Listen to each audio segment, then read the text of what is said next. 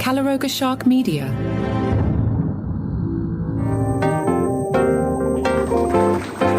Conan O'Brien is being compared to a drug lord. Hello from Poolside. I'm Johnny Mac with your daily comedy news. UV index of 9, 85 degrees out. We are by the pool.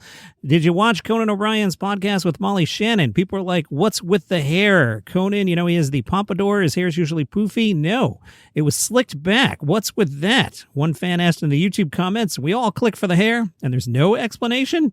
Slick back hair was called Greaser Conan by fans. The comment section was awesome. This reminds me, maybe we'll do it tomorrow to go into the Bill Burr comment section, which is differently awesome. Social media user comments included, why does he look like I'm about to be sold a used Kia Sorento? Pretty sure this guy drives a New York cab. AI got Conan's hair wrong. Conan is dead. This is his doppelganger. Conan looking like your Irish uncle who shows you how to steal gas from cars and gifts you a flick knife and tells you to keep it a secret from mom. Strait of Hormuz closing has led to Conan's pompadour deflating, and Greaser Conan isn't real. He can't hurt you. Page 6 says Conan O'Brien's rep did not immediately respond to their request for comment. Meanwhile, David Letterman, he used to host 12:30 on NBC. So did Conan O'Brien. For some reason, Seth Meyers hosts it these days. That doesn't make any sense, right? No, make 12:30 great again. David Letterman was at the Montreal Comedy Festival, and the folks at Beat 92.5 were there. They say the room was buzzing from the start, but things escalated quickly when our good friend Paul Shaffer pointed to the ceiling, prompting production to lower a massive Canadian flag over the stage. Paul Shaffer and the guy from the Montreal Canadiens who sings the anthem led the audience in a version of O Canada. The guys from 92.5 tell us Letterman was in prime form, leaning into his signature dry wit. He jokingly offered multiple apologies for their American leader. Send your letters to David Letterman. He is, after all, a letter man. Get it? Yes, ha. Dave delighted the local crowd with pointed, humorous remarks, reassuring everyone that Canada is not for sale. We'll see. Out comes Will Arnett, the guest. They talked about his comedy career, the SmartLess podcast, his time on Arrested Development, his time being married to Amy Poehler, and the existential depth of his character on BoJack Horseman. We also learned that his father used to be the CEO of Molson Brewery. Hey, it's Scott the neighbor. Hi, Scott the neighbor. I'm recording my podcast. Scott's cleaning up some trees out there. I told you it's a poolside edition. Will Arnett came out and capped off the night with a classic late-night top 10 list of things that sound cool when Will Arnett says it. Will Arnett then read the top 10 phrases in his infamous Will Arnett voice. Paul Shaffer comes back out and leads the audience into a performance of Bachman Turner Overdrive's Takin Care of Business. Then they did a second rendition with French lyrics. I won't butcher those for you.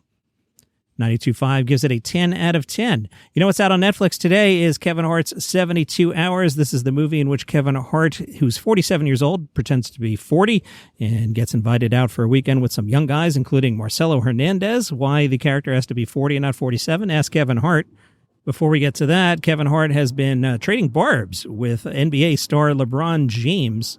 Kevin Hart was on The Tonight Show starring Jimmy Fallon and said, bleep him, meaning LeBron James, not Jimmy Fallon. Why would he curse out Jimmy Fallon of LeBron? He's a cheater. He's a dishonest golfer. I had more love for LeBron before he started all this. I'm adding another year. I'm going to another team.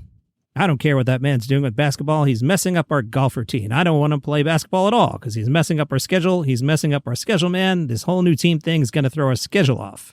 In 72 Hours, in which 47-year-old Kevin Hart plays a 40-year-old hanging out with young guys like Marcello Hernandez and Ben Marshall. Ben Marshall got a nice fluff piece from Cosmo, a glow-up, I will call it. Nice job, Ben Marshall's agent. Ben Marshall tells Cosmo, it's boring and obvious, but I really just love comedy. I love laughing with my friends. I feel so lucky that I get to make stuff with people that I like and laugh all the time. I'm trying to think of anything else I could tell you about myself that's remotely interesting. Cosmo said Seth Meyers, who for some reason has a 12:30 show, I don't understand either, pointed out how often you were shirtless this past season on SNL and shirtless in the 72 Hours trailer. Cosmo was like, are you trying to get a Cosmo centerfold like Burt Reynolds, voice of the comedy stock market? Ben said, yeah, everything was very calculated. No, I never imagined myself taking my shirt off in anything. Then it just kind of happened. It was funny shooting 72 Hours where we knew that we had to have our shirts off, but we were shooting that part toward the end of the summer, so all summer we were obsessed with what we were eating and working out. We learned that Ben Marshall likes basketball and used to play, but picked theater over basketball. Ben said, I guess there was a moment in high school I was like really getting into making videos on YouTube and photography, so I switched to this arts high school in Savannah called Savannah Arts Academy. I didn't really do much theater or anything that we had. but I would always act in videos that we were making. As for 72 Hours, he says, Kevin Hart is the nicest guy in the world. It was kind of crazy. He was improvising so much and setting us up to improvise. Sometimes older comedians don't give it up as much, but he really gives it up. Cosmo asked Ben Marshall, and it seems like we're setting him up to be a heartthrob. I mean, if we have him as a heartthrob and Marcello Hernandez as a heartthrob, this is some movie. Ben, describe your ideal date. Ben says, go to the loudest bar you can find. No conversation, or see a long film. No conversation. Then you each go home to your own apartments and you go to sleep early. He told a story about dating my freshman year of college. I was still dating my high school girlfriend who was a senior in high school. Spring break, I flew home to go to prom with her, and she breaks up with me immediately, but she still wants me to go to prom with her. I'm like, this is crazy. I'm going to go play basketball, blow off some steam. Then I sprained my ankle, so I'm at my old high school prom with my ex-girlfriend on crutches, hobbling around. Just the saddest, most pathetic sight. No hard feelings, though. And if you're reading this, you know who you are. It's all love. Hola magazine asked Marcello Hernandez what it was like working with a generation of young comedians. Marcello said from day one all the way through the finish, they were hungry comics and hungry comedic actors seizing an opportunity. It's a great thing to be part of an R-rated comedy. It's been some time since we've been back in this space. Kevin Hart added, oh my God, I can't believe I'm doing a movie. Those are feelings I don't have as much because I've been doing it for so long. But it was refreshing to be around this new generation that has it. It made me just hungry. Marcello said of Kevin, he's much more experienced than I am, so I wanted to learn from him. Being around someone like Kevin was incredible. I paid attention to everything he did because I wanted to absorb as much as I could. Working with him was a blessing. Now, you may recall earlier in the week, Marcello Hernandez did a Kevin Hart impression. Kevin Hart has now done a Marcello Hernandez impression, and he pretty much captures it. No socks. No socks. I don't need socks because I'm Dominican. I'm Dominican, we don't wear socks. We don't need socks. Yep, nailed it. Tomorrow in Montreal, it's that free Weird Al concert. Al had recently spoken to the Pittsburgh City paper. They credited Al with popularizing song parodies. Al said, actually, Alan Sherman had 3 #1 albums doing parody songs, and our national anthem is a parody song, you know. Now, I looked that up. The national anthem is sung to the tune of a pre-existing song that was the theme song of a gentleman's club, interestingly enough. But it's not really a parody song. It just uses the melody. It's not like the Star Spangled Banner is like goofing on some other song. Al said, I think because I got that early leg up on MTV, I kind of became the brand name of parody songs, the Xerox or Kleenex, if you will. Al's last album was in 2014, Mandatory Fun. I remember the day that came out. I went for a run. I remember listening to it. I could tell you exactly where I was when I was listening to Mandatory Fun way back in 2014. Since then, Al's been focused on releasing singles. He said, if I were to do parodies, it'd be harder these days because we don't have quite the monoculture we had in the 80s and 90s where everybody was finally attuned to MTV and radio stations and Top 40 was still a thing. Well, if you go see the free show on Saturday, I think we can get a hint of what it will look like. We'll look at last Saturday night's Boston appearance of the Bigger and Weirder tour. The guys from Boston.com were there. They say, balladeering clown Puddle's Pity Party kicked off the evening by giving new energy to rock classics, including Crazy Train. Al comes out and he opens with Tacky. Let's take a look at the set list. Tacky, Mission Statement, that's a deep cut. If you know your Al, that's a good one. Polka Mania, Everything You Know Is Wrong. 1 More Minute. Smells Like Nirvana. Dare to Be Stupid, then a medley. Party in the CIA, It's All About the Pentiums. Bedrock Anthem, My Bologna. Ricky, Ode to a Superhero. I Love Rocky Road. Eat It, Like a Surgeon. Word Crimes, and Canadian Idiot. Then on to Fat, full version. It's My World and We're All Living in It. Captain Underpants theme song. Now You Know. Happy Together, a cover of the Turtle song, not a parody. Puddle's Pity Party came out to sing the other half of the duet. Skipper Dan, eBay, Stop Forwarding That Crap to Me. White and Nerdy, and Amish Paradise. Nice finish there. Al then pretended to leave and then came back out because there was an encore. We all have cell phones. The saga begins, and Yoda. Boston.com said it was weird, and it was great. On Saturdays during the summer, I'm doing these deep dives. Tomorrow's will be about the Joe Rogan Experience, and because of that, we'll do 2 days of the Just for Laughs Montreal Comedy Festival schedule. On Friday night, it's the JFL Awards. Chris Fleming will receive the Comedy Performance of the Year award. Atsuko Atkanska receives the Breakout Comedy Star of the Year. Lisa Gilroy will be honored as the Rising Comedy Star of the Year, and Gabe Iglesias will receive the Generation Award. That's at 3:30 in the afternoon, which gives you plenty of time to make it to the Mike Birbiglia Gala at 6:30. Zoltan Kazas plays at 7. All right, we've got a real lineup tonight. British at 7. Ashley Gavin at 7. The New Faces do a second show at 7. Jacqueline Novak at 9:30. Otsko at Koska has a gala at 9:30. And then Midnight Surprise at 11:59. That's more in line with what we've seen in the past. Saturday's lineup. The Jerry D Gala at 6:30. Dan Soder's at Club Soda at 7. Tiffany Haddish at Friends at 8 o'clock. Oh, yeah, Weird Al, 9 o'clock. At the Place Day Festivals. I know that place well. You find yourself at the Place Day Festivals quite often if you're at the Montreal Comedy Festival. At 9:30, there's the Gabe Iglesias Gala, but you would, of course, be at Weird Al. Dan Soder does a second show at 9:30. New Faces does a show at 9:30. And then again, Midnight Surprise.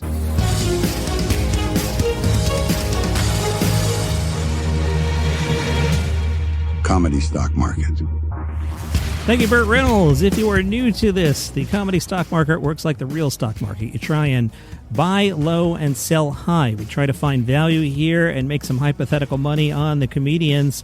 I got a whole bunch of buys today. 1, 2, 3, 4, 5, 6, 8 buys, no sells. Johnny Mac, you're in a good mood. Hey, I'm sitting by the pool watching neighbor Scott clear up the branches from that recent storm. Terrible storm. All right, we're going to buy Marcello Hernandez. John, what? You killed Marcello Hernandez all week long, and now we're buying Marcello Hernandez? Yeah, just if everybody else is going to make this guy the next Adam Sandler, I'm not going to fight it. You guys are all stupid. He's not funny. He is good looking. He does one thing well. But let's buy some Marcello Hernandez. I mean, this is all about making money. Sure, we'll buy Marcello Hernandez. Let's also buy some Ben Marshall. I like that Cosmo preview I just read to you. And, maybe he breaks out a little bit, standing next to Kevin Hart and Marcello Hernandez, and people go, who's that? Oh, yeah, that's the guy from Please Don't Destroy. I could see Ben Marshall stepping up in class here.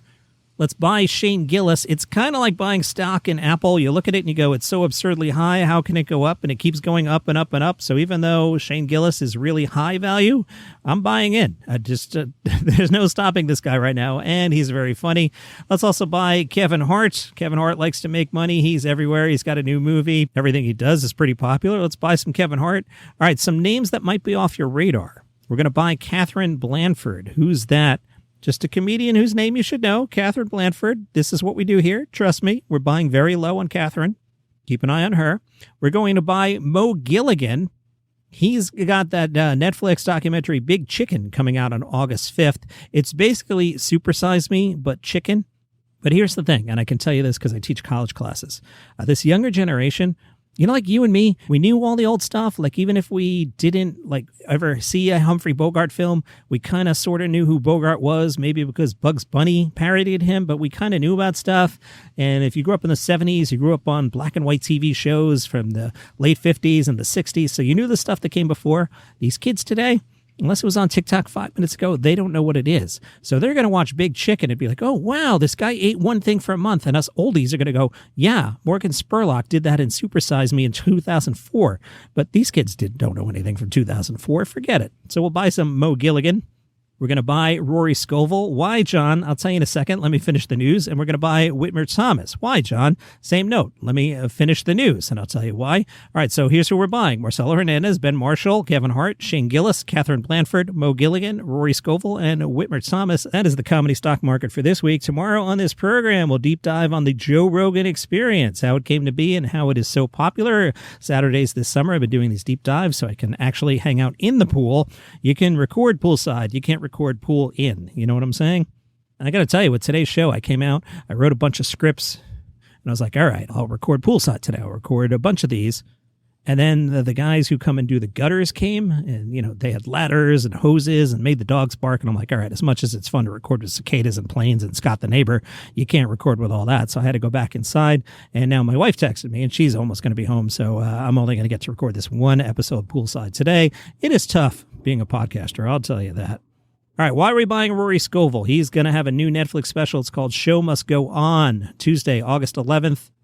It is his first new hour on Netflix since 2017's Rory Scovel Tries Stand-Up for the First Time. It was shot at the Neptune in Seattle, Washington. We don't know what it's about yet, interestingly enough. We will buy Whitmer Thomas because he's getting an HBO special. They keep dipping into the weird for what they're doing. At least it's a brand. Unless, except for the Mark Maron. Everything else has been weird and quirky, except Mark Maron. I don't know why Mark Maron was on HBO other than he's great. It was a great special.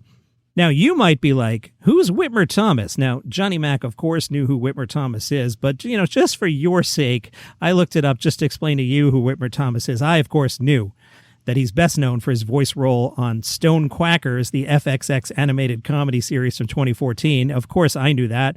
And his work with the LA-based comedy troupe Power Violence. And who can forget his HBO special from February 22nd, 2020, The Golden One? Yeah, yes. Well, he's got a new special coming out on HBO. It is called Terminal Crew of Dudes. It's an hour filled with original songs, home videos, and heartfelt memories. Whitmer Thomas says in the trailer, when I was a little kid, I wanted to get bit by a radioactive hillbilly so that I'd become Forrest Gump one day. He's joined by his bandmates, and they sing funny songs about chaotic adolescence, skateboarding tales, and ruining a Benihana birthday party. Whitmer Thomas, Terminal Crew of Dudes, HBO, August 4th, 9 p.m. So that's why we're buying him, because no one knows who that is yet. We buy low and we sell high. I did watch the Bill Maher thing on Netflix. Well, by watch, I mean hit play and went, oh my God, I can't take any more of Whitney Cummings. Skip. Is Jay Leno on yet? Oh, wait, here's Louis C.K. and Louis C.K. wasn't funny. Skip. Oh, here's Jay Leno. Jay will be good. And Jay was, all right, Jay's gotten really old, by the way. Like really old. So I bailed on that. Speaking of unwatchable shows, Leslie Jones has her HGTV show, Roast My Rental, tonight, 10 East, 9 Central. Leslie Jones tours some of America's most outrageous short-term rentals, roasting every questionable design choice before flipping the properties from sham to glam. Leslie says, we actually say what people have been thinking. We point out the smells and the tiles. We're helping people. It's funny as hell. She did give a list of her favorite HGTV shows, but I think that's getting bumped to Monday's podcast because my wife's going to be home soon, and Scott the neighbor needs to clean his lawn. Wait, I had one more thing for you. It is Brian Bates has a new special out today on MAGA comedian Nate Bargatze's Nateland Entertainment YouTube channel. That's right, filmed at Zanies in Nashville. Brian Bates puts a lifetime of overthinking awkward encounters and people-pleasing toward reflection on getting married and becoming a first-time father later in life, from surviving dating apps and raising a 4-year-old in his 50s to sleep apnea, potty training emergencies, expensive dog therapy, and the financial trauma of removing a tree. He proves there is no situation too ordinary to worry about. Brian Bates Worried is produced by MAGA comedian Nate Bargatze's Nateland Entertainment, the same people who, for some reason, are building an amusement park. And that is your comedy news for today, Poolside. Not the cleanest episode I ever did, but, hey. All right, tomorrow, Joe Rogan, Sunday Normal episode. See ya.